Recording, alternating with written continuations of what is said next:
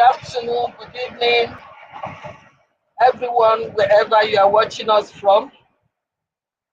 I am Comfort Eyitayo, your regular host for Connect with Comfort show. I'm very pleased to welcome you today to this show. We aim to add value to people and personal enterprise. This show is organized to feature guests who are subject matter experts on the topic of the day to help us throw more insights on the topic. It's great to have you here with us today. Thank you very much for connecting with us.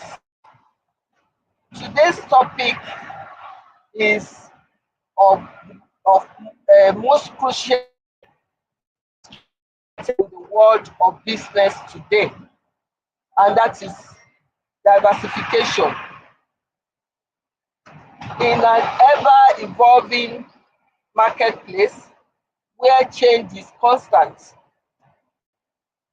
most businesses face the imperative to adapt and thrive, especially within the current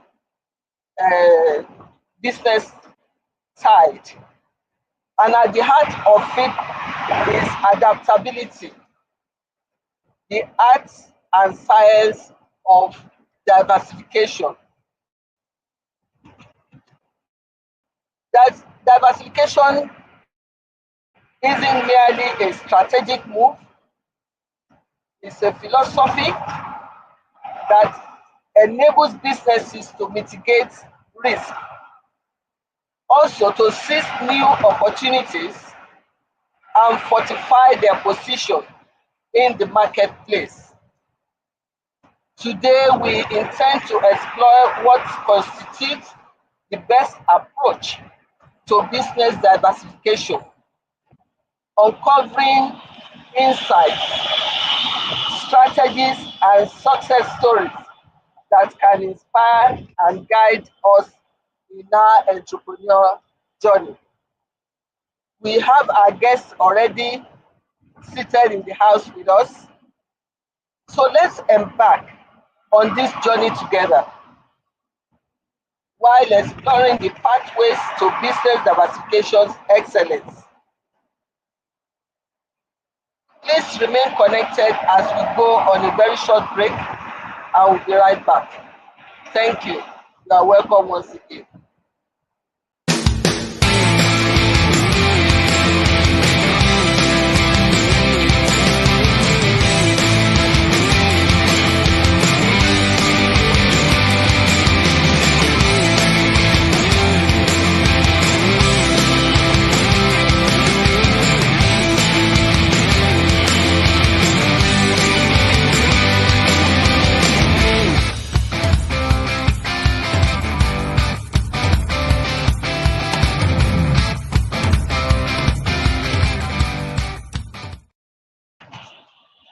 You are welcome back. Let me apologize up front for the interference. It's because I got stuck in traffic, so I couldn't make it to the studio on time. But it's better to have it in the car than not to have it at all. So I apologize for that. Our guest is already in the house, as I earlier made. Our special guest for today's topic is Dr. Olufemi Olumide. Dr. Olufemi Olumide is a serial entrepreneur, and we have the privilege today to hear from the esteemed experts in the field who will be sharing his wisdom, experiences, and invaluable insights into the nuances of diversification. His perspective will enrich our understanding and provide us with actionable takeaways to implement in our own businesses. So please join me in making welcome Dr. Olufemi Olumide. Femi, you are most welcome. Good, Thank you good very much evening, for coming ma'am. on the show today Good, and good, for good to see you sparing again. time to share great insight with us. We appreciate you a lot. Thank you very much. Thank you for the opportunity. It's always good to be back here. Thank you so Thank you. much.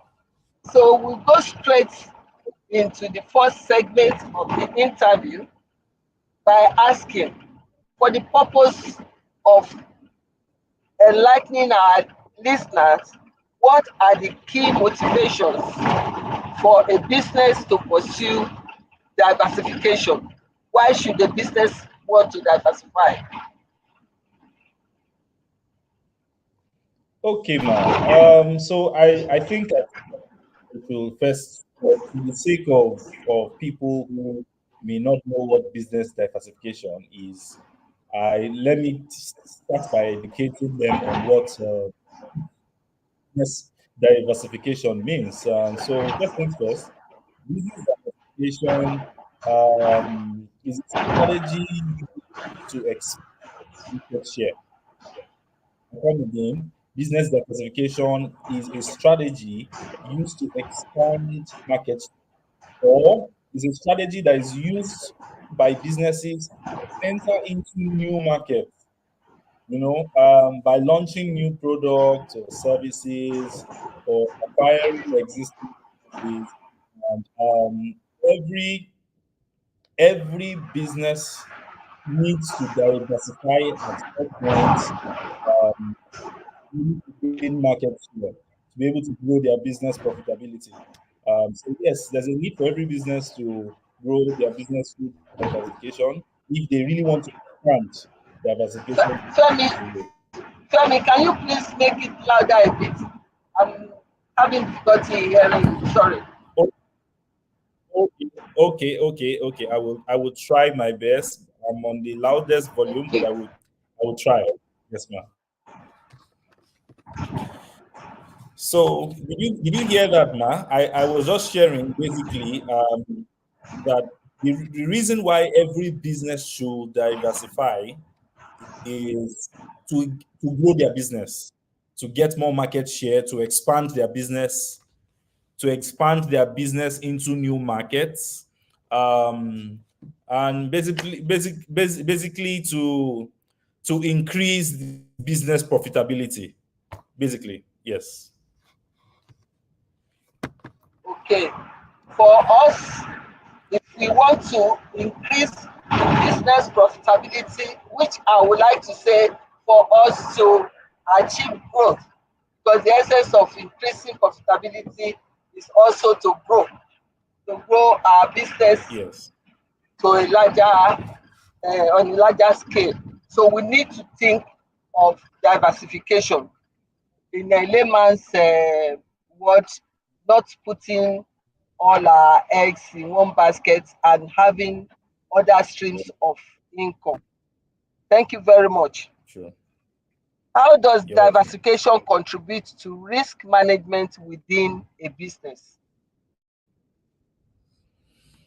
Okay. Well, there's a lot of risk in business diversification. One major risk in business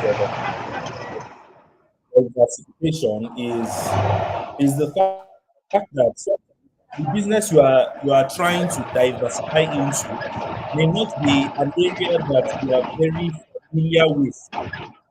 And later I'm going to give some examples. Um, some businesses diversify, of course, while trying to grow, they get into new businesses that they don't have experience with, they don't understand, and then it becomes a lot of risk for them because investing. So, for example, a business that has been into rice production for 10 years. They already know all the trade routes and all the places where they export to, how they grow the rice. After 10 years, they decide to, they say they want to now start selling tractors, right?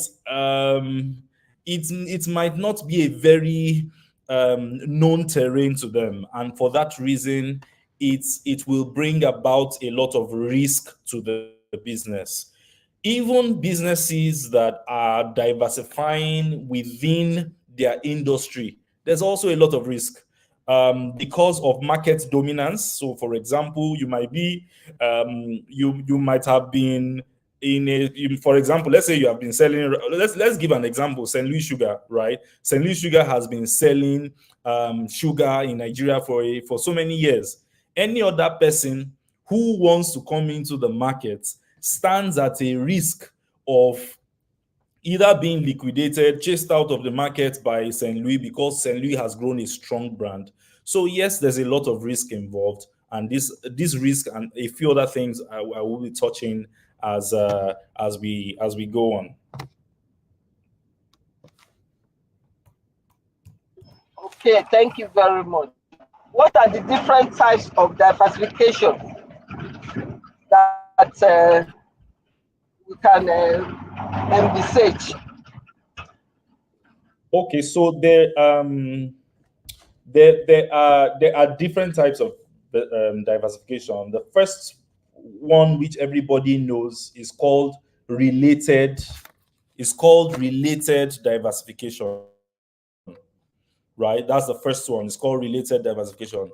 Now, this diversification it happens when businesses invest in products within their industry. So let me give an example. We know Seaway. Seaway started as a bottled water company, right? They first started making bottled water. Then Seaway went into, in fact, then they went into the dispenser bottles. Seaway went into dispenser bottles within their industry. Then Seaway decided to go a bit higher to start creating the entire dispenser itself. So Seaway has moved from starting with bottled water to dispenser jars of water, and now Seaway now produces the dispenser itself. So that's a very good example of related diversification. The second type of diversification is called unrelated diversification. Now, this unrelated diversification can be seen. I can still use Seaway as an example, but where Seaway moved from developing the bottle for the dispenser to creating the electronic device itself. So they moved from creating water, from building the plastic bottles and bottling water to electronics, right? And Seaway now produces a Seaway dispenser. So I won't be shocked in the future if you see a Seaway fridge or Seaway freezer. So that's what an unrelated diversification is about. Another very good example of unrelated diversification is Dangote Cement. Dangote Cement moved from producing cement to producing sugar, producing pasta, producing noodles. So they have moved from one industry to the other industry. So pretty much that's what unrelated diversification is about. There's a third one which is not very popular or until you really grow as a business. The third one is called geographical diversification. Now, this is when business now start thinking about, oh, we need to open a branch in London. Oh, we need to open a branch in America. We need to open a branch in Germany. Now, sometimes they could get into those countries, and the countries will tell them, I'm sorry, you can't do this business here. We can allow you do this and this. So, for example, there are some countries where DHL does not do they don't do, for example, air freight deliveries. Some countries don't allow them, right? Facebook is not allowed in China, but Facebook still trades in China as something else. right? So they could allow another smaller business thrive, but not Facebook. So that's what geographical diversification is about. It's about setting up branches all over the world, setting up businesses all over the world. Sometimes they could even replicate their business in other countries or other locations in another form. So Starbucks, the popular Starbucks, they tried it. Countries that they couldn't enter, they will start a different business entirely with their brand. But of course, um, there's a lot of risk in geographical diversification, because you are sending your money to another person's land and etc. So those are the three types of diversification. The first one, just to wrap up, is related diversification. The second one is unrelated diversification, and the third one is geographical diversification.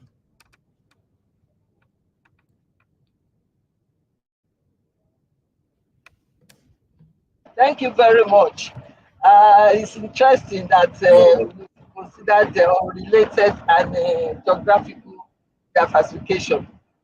Now, before a business goes into this diversification, what are the things a business needs to do in readiness for this diversification? How do you assess your capabilities and resources to know you are ready to take on diversification?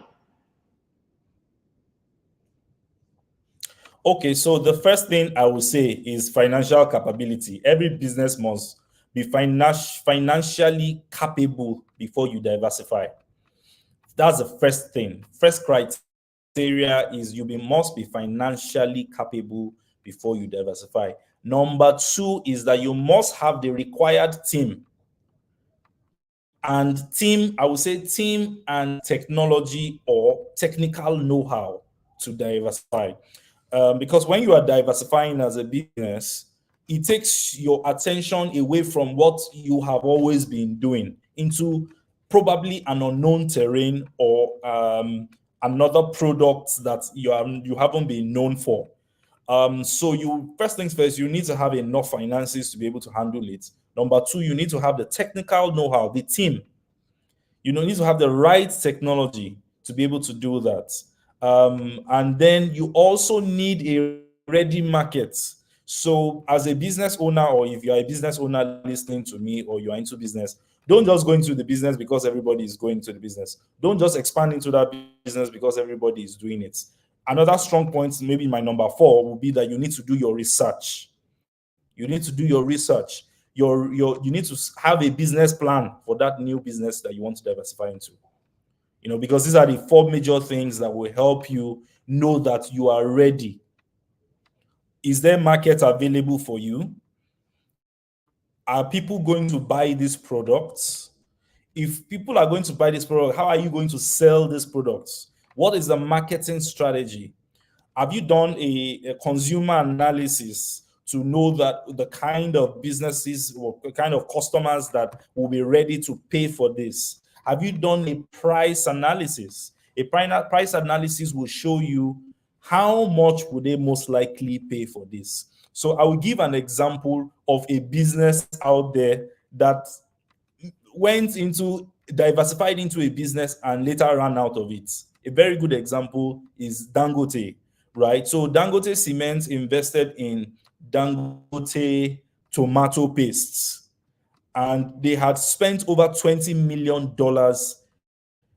setting up that business just to realize that the market, they didn't have enough farmers to be able to plant the tomatoes. They didn't have enough resources to be able to push into that farm, push into the machines that they had invested. So Dangote, of course, they are, even after doing their market research and everything, they forgot to find out the true value or the true production capacity of the farmers in Nigeria. So that was where the problem started from. At the end of the day, they had to shut down the entire Dangote tomato paste production plant because they didn't have enough tomatoes to blend to form their tomato paste. So there's a lot of risk involved, and businesses must do their research properly. Aside from having all the money, they also must do their research. They need to have the required team and be sure that the market is ready for them. Thank you very much. That's very interesting. We have to be sure that we have our facts, do necessary research, and have the right um, feasibility studies done before moving to diversification. So, how can we know that there are pitfalls like you have described? How can we mitigate risk that's associated with business diversification? Okay, so the best way to mitigate risk, I would say, will be to take a few points out of what I have said. But before I go there, I would say start with a related diversification. Remember, we talked about three types of diversification. We said related, unrelated, and geographical. I would advise you start from a related diversification. Start with a business, something related to your business industry.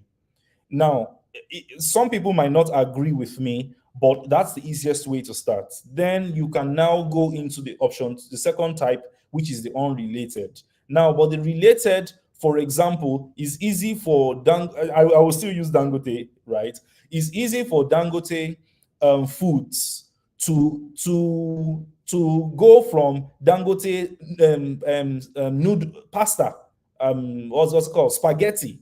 It's easy for them to go from Dangote spaghetti to Dangote macaroni, from Dangote macaroni to Dangote noodles. It's still within the same industry. So they are mitigating a lot of risk because most likely they might even still use the same machines. They might still use the same staff. They might still use the same technology. They might still use the same resources, the same facility. But imagine Dangote Cement and Dangote Foods being in the same location. It can't happen. They can't use the same facility. They can't use the same staff. They can't use the same resources. They can't use anything. So it will be easier to go into an industry space that you are already familiar with. But however, if you decide to still go with the second option, which is the unrelated diversification, that's not a problem at all. The way to mitigate your risk in an unrelated diversification model is to make sure that you have the right set of people, the right team. Make sure you've done all your market analysis. That's the right thing to do. So let me give an example. I like to give examples when I teach, right? I'm going to give another example. When Chicken Republic came into the market, they started selling their rice and chicken. Several years after selling rice and chicken, they realized that they didn't have enough chicken. They were spending so much money buying chicken from other people. In fact, if you remember some 5 years ago, Chicken Republic declared that they ran out of chicken. If you remember, 5 years ago, they ran out of chicken. But the solution to mitigate that was that they quickly went to set up a gigantic poultry. Now, even at that time, they had already even set up a poultry, but they didn't have enough. So they invested more into poultry, and that poultry started providing chicken for the entire Chicken Republic company. So that way they were able to mitigate risk. They could have said, "Oh, in Chicken Republic, let's go and invest into developing motor cars," But going into a related and a not so related business industry helped them mitigate risk, and from there they say it's history today. It's very easy. Yes, Taiwo Ojo says related application will be lower cost implications. Yes, will be of lower cost implications. Absolutely, right? So because of that, they were able to reduce how much they were spending on buying chicken from other companies. They were buying from Chief Farm, buying from Zadek, buying from all of these people at a higher rate. But now they are producing chickens from themselves. Of course, their OPEX of came down, and then they can be a more profitable company.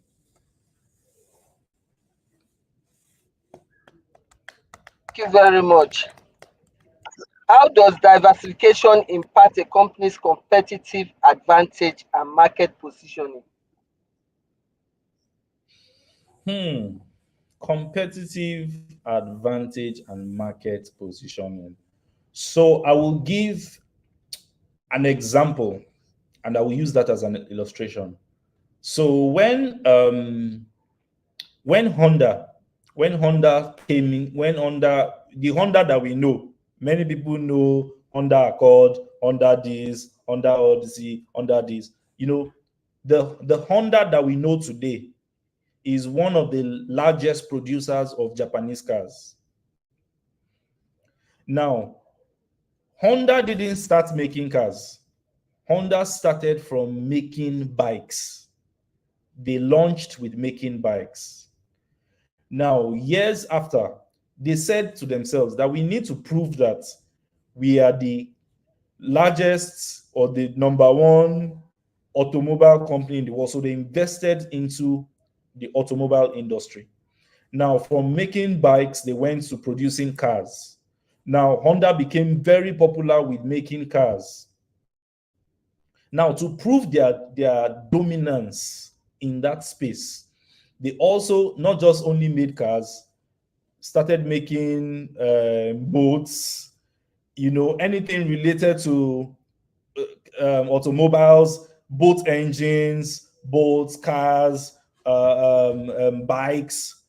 They dominated that space. So to gain market dominance, you might need to stay in that space, stay within that industry, and keep going. We'll call it from bottom to the top, right?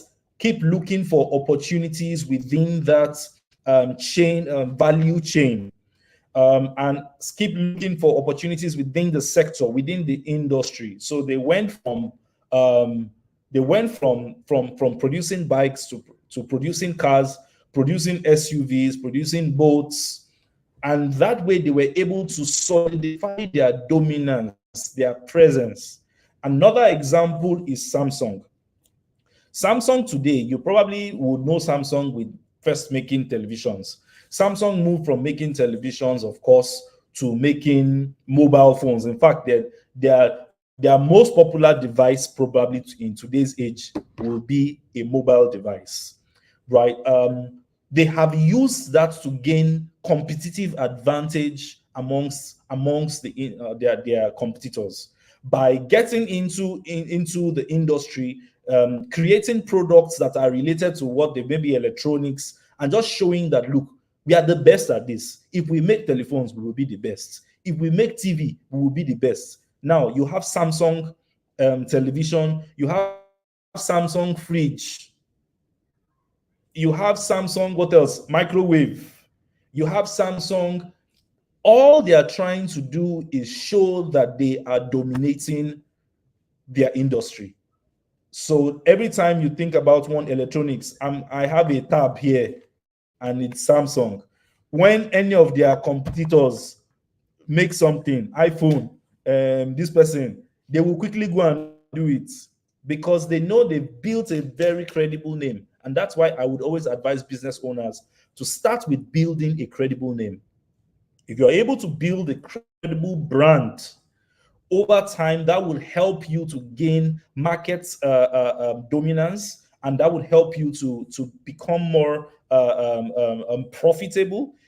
You would have built a brand that, when you mention, of course, when you mention a name like Dangote, if Dangote decides today to start making cars, people will buy it.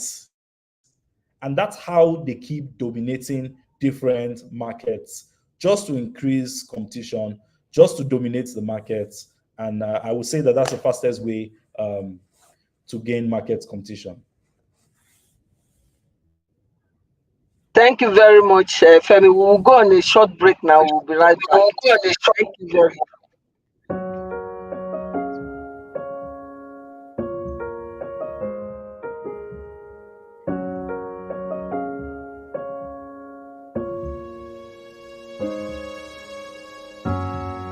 wanted to give up. I'm done with all the things I'm going through. I'm trying to keep my head up. I try to win, but every time I lose. Should be getting better. I try, but I don't know what to do. Hope this ain't forever.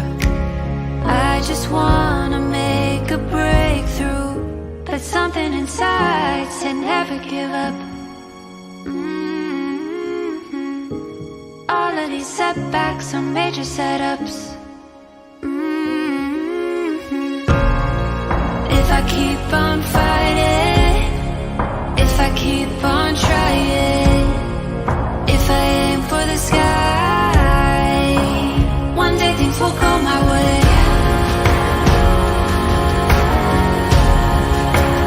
One day things will go my way.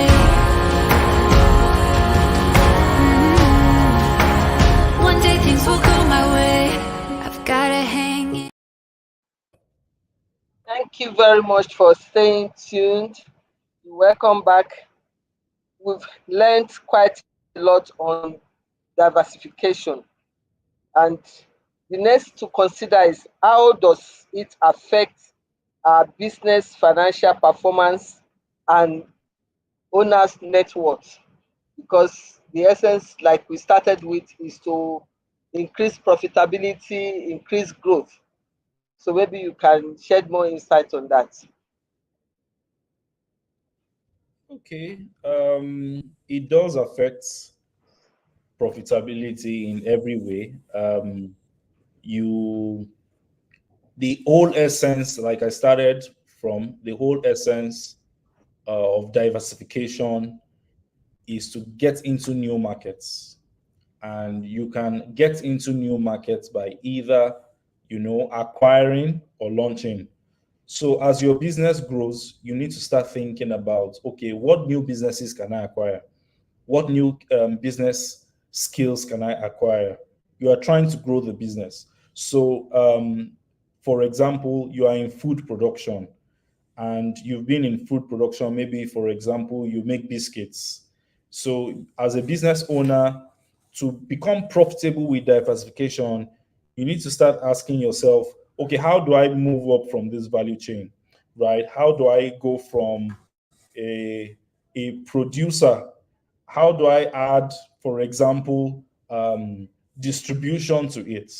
It works for some people, it doesn't work for some people. Some people decide to give the distribution to other companies, right? But to become profitable, you must start thinking about spreading your business. Let me just use layman terms. Spreading your businesses, spreading to get more reach, looking out for new market opportunities. So, for example, there could be places that your business might be situated in Lagos, and there's a need for your business in Kano. Say, for example, you make biscuits, and there's an opportunity for your business to expand in Kano. That going to Kano might just be the tipping point for that business, or acquiring a smaller business who is struggling in Kano because they don't have the technical experience, because they don't have the technology, because they don't have the right set of team, because they don't have enough funding. But you have been in that space for a very long time, so it's a good opportunity for you to acquire. Now, some businesses have an opportunity to also acquire, and I've not talked about acquisition. That's a path to grow your business fast while trying to diversify. You don't have to be the one to start it. You can look for somebody who has the experience, who has years of experience, who has a team, but who doesn't have enough money and is trying to say, okay, just come and acquire us, take over our business, give us XYZ amounts, and then you can start your production. And that's how some of these businesses have been able to grow and expand. You won't believe it that somebody missed out on Blockbuster. I don't know if you remember Blockbuster. Blockbuster used to be a platform, produces movies and sells movies and pushes out movies. People can rent movies on the website and stuff like that. But they missed out on a big opportunity to expand their business. And what happened? in 2000, Netflix had walked up to them and said, "Oh, we have this business idea where we want to start, we want people to be able to rent movies on our website. People can come and subscribe to our website and they can watch latest movies." And Blockbuster said, I beg, they should be going. Right in 2000, Blockbuster was like the biggest online movie platform. They said, I beg, please, who are you? Netflix. What do you people know? We are the ones that were in the industry. We know that you people cannot never be anything great. At that time, Netflix they were just saying, okay, just give us something small, some small millions of dollars. I can't remember how much they were asking for. But you can imagine that 24 years after, Netflix has bought out everybody. In fact, they refused to buy Blockbuster. Blockbuster is dead now. They refused to buy Blockbuster. And back then, they had an opportunity to buy, Blockbuster had an opportunity to buy Netflix to expand their business. So, an advice to business owners will be, if you want to expand your business and profitability, you don't always need to start a new business. You can look for somebody who is already doing what you like to do and take over the business, take over their technical experience, take over their technical knowledge, take over their customers, and that way you can grow your business fast. Ultimately, once you are able to do that, it will affect the owner of the business because you will grow faster. Instead of starting a new business, instead of traveling several times, you are acquiring a new team that understands the business terrain, they understand the location, they understand the markets, and that way you are able to expand faster. Thank you very much. That's actually very interesting because it links naturally to the next question I intend to ask in terms of integration of new ventures. So, how do you manage the integration of new ventures or business units resulting from diversification? Because, like you said, you don't really have to start business from scratch. But if you think it's a business that has a, possible growth um, line, you can annex it to your current business through the established business of another. So, how do you manage integration of new ventures such as that? Okay, so there's something we like to say in our consulting space. Those of us that are in consulting space, we call it culture integration. And when you acquire a new business, you need to transfer the culture of the mother business to the new business, or else the new people who you are bringing into your business will erode the culture. They will bring whatever character, attitude, values that they've had, right? So there will be need for training. You will need to train the people you are bringing on board. If you are acquiring a new business, you now need to teach them, this is the way we do things here. Oh. This is how we speak to our customers. This is how we dress. This is what we do. This is how we treat our customers. This is our way of life. This is what we consider as value. And that's really important for every business who is trying to acquire a new business, or trying to diversify through acquisition. Always remember that those guys that you are trying to acquire have their own culture, have their own way of thinking. They might be used to coming late to work from wherever they've been working, for example, and their boss doesn't have a problem with it. But the moment you acquire their business, you now have to tell them that, okay, there's a new management. You will come at 10 a.m. again to work. Your resumption time is 8 a.m. And if you don't come to work at 8 a.m., I will deduct from your salary. You have to teach them your style of doing business. And that's why every business owner must have his own style, have his own ideologies, have his own values. Something that people can say, okay, that this in our organization, this is how we do it. It's a way of life, it's a culture. And that culture cannot happen instantly. It has to be done over a period of time. So through training, through counseling, through motivation, through learning and development, through exposure, over a period of time, there will be proper integration.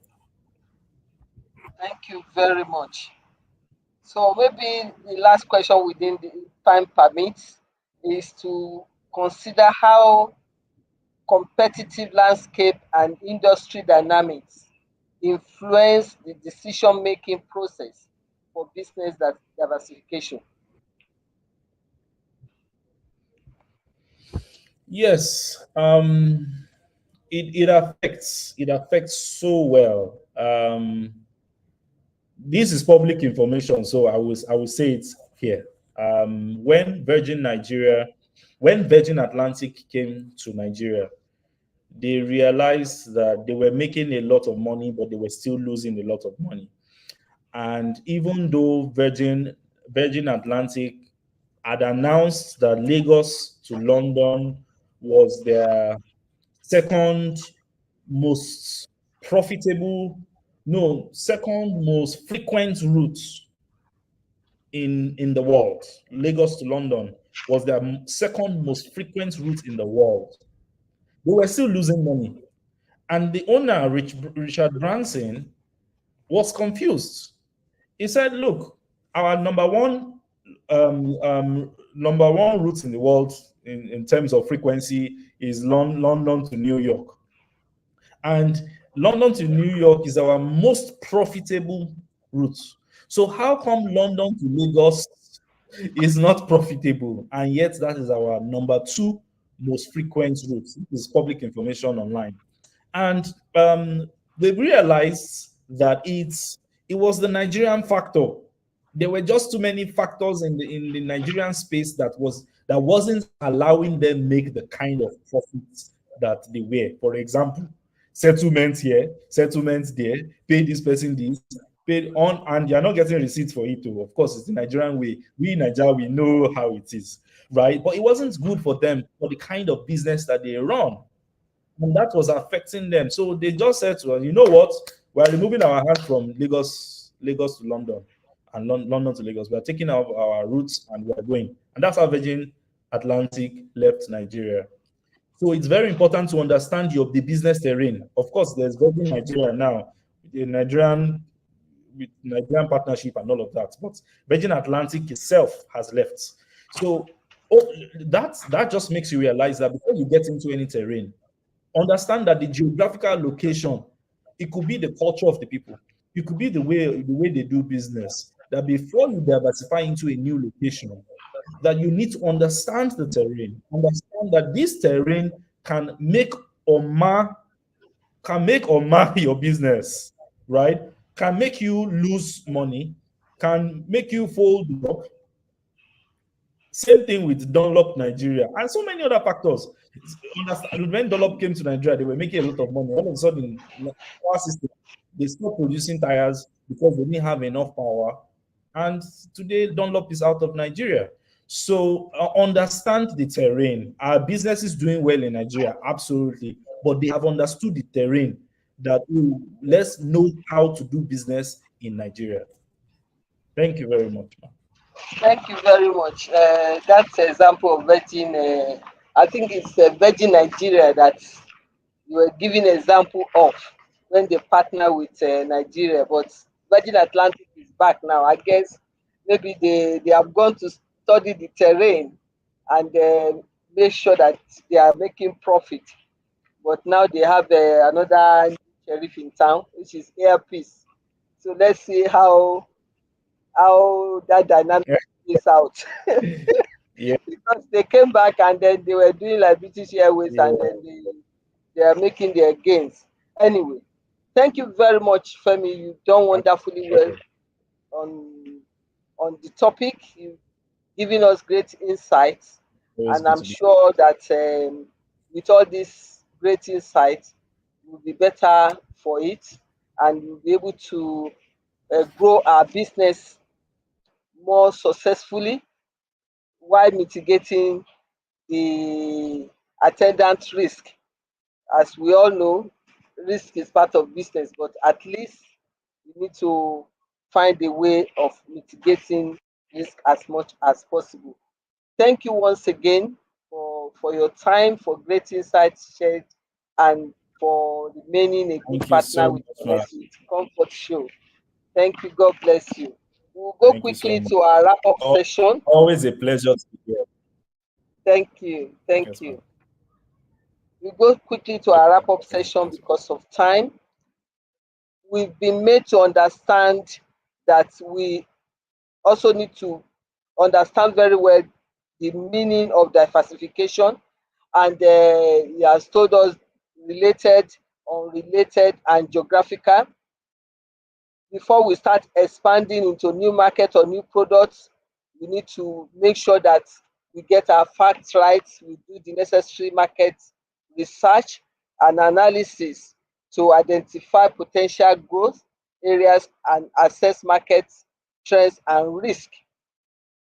We also must understand our core competence because, like example he gave, if we want to diversify into unrelated area, unrelated markets, we have to be sure that we have what it takes. We have the capability, we have the resources, we have the talent to make sure that we succeed so that we don't end up spending so much and pulling out at the end of the day, like the example he gave us.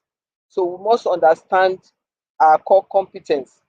Risk management is very key. Like I said, it's part of any business. Business without there's no business that is without risk element.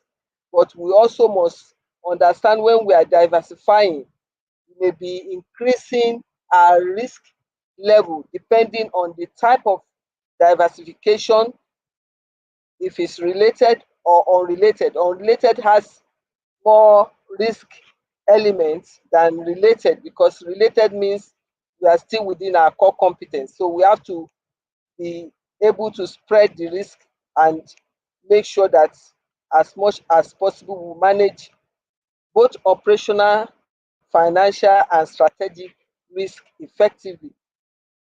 Strategic partnerships and alliances is another way for diversifying and also mitigating our risk. Like you said, you don't have to start any business from the scratch. You can actually take over business that is already doing well, enjoying good market share, and having great potential. So that way we can even grow our business faster, break into new markets, get more spread while we are sharing costs as we do that. So we also need to make sure that we take diversification gradually. We just don't jump on it because we need to, like they say, test the water to make sure that it's going to work for us. Radical change sometimes may bring, or until we may anticipate much gain, but it can bring some problem that may lose us money. So it's gradual one, gradual diversification involves less risk, while rapid or radical changes could lead to more risk, but sometimes greater reward. The higher the risk, possibly the higher the reward. Then investment and resource allocation. We must be sure that we understand the importance of allocating sufficient resources to what areas we are diversifying to, and then understand the need, the capital requirement, talent, and time to support our diversification effort to yield the expected result. We must always monitor and evaluate all the diversification initiatives that we have taken or we have seen people take in the areas that we have interest, in order to have performance metrics and adjust strategies based on the feedback that we get for our for us to be able to optimize the outcome. We also need to maintain focus and flexibility. We should not just, like our guest said, go into diversification because somebody is doing it or because it's the trend. we must have a focus, and we must be flexible to maneuver when necessary in response to changes in the market dynamics. We must also learn from failure and successes. Failure, if we learn from failure, we avoid whatever had made people to fail in businesses. And even successes, we also learn from successes to achieve more success and greater growth. So we need to analyze past experiences in order for us to refine future strategies and improve decision making. So this and much more our guests have shared insight on. So in conclusion, I would say business diversification is not just a strategy, it's a necessity in today's dynamic and ever evolving marketplace. By expanding our horizons and venturing into new territories, we not only mitigate risk but also unlock a world of opportunities. We must remember the best way to diversify is to approach it strategically and possibly gradually, leveraging on our strengths, that is our core competence, while exploring new avenues for growth. On this note, I would like to appreciate our online audience. Seeing Pastor Sheyi joined us today. Thank you very much. And our usual supporters, Dr. Aseyin, Taiwo Ojo, thank you all for joining. I'd like to especially appreciate others that perhaps have not put their name on the screen for sparing time to connect with us today for this enlightening session on diversification. Once again, I want to apologize for the hiccup on the noise interference while I was on the move. Excuse me. I hope you have enjoyed today's episode. If so, please remember to subscribe to my YouTube channel, Comfort Eyitayo. Once you have subscribed, please turn on the notification button, like and share our videos. Stay updated with information about upcoming events, solutions, and offers on my Instagram account, Comfort Eyitayo, as well as my Facebook account at Comfort Eyitayo. Till I come your way again, let's embrace change, adapt to challenges, and continue to innovate as we navigate the exciting journey of business diversification. Together, we can build a resilient and thriving future for our businesses. Once again, I'd like to thank you for joining us today. God bless.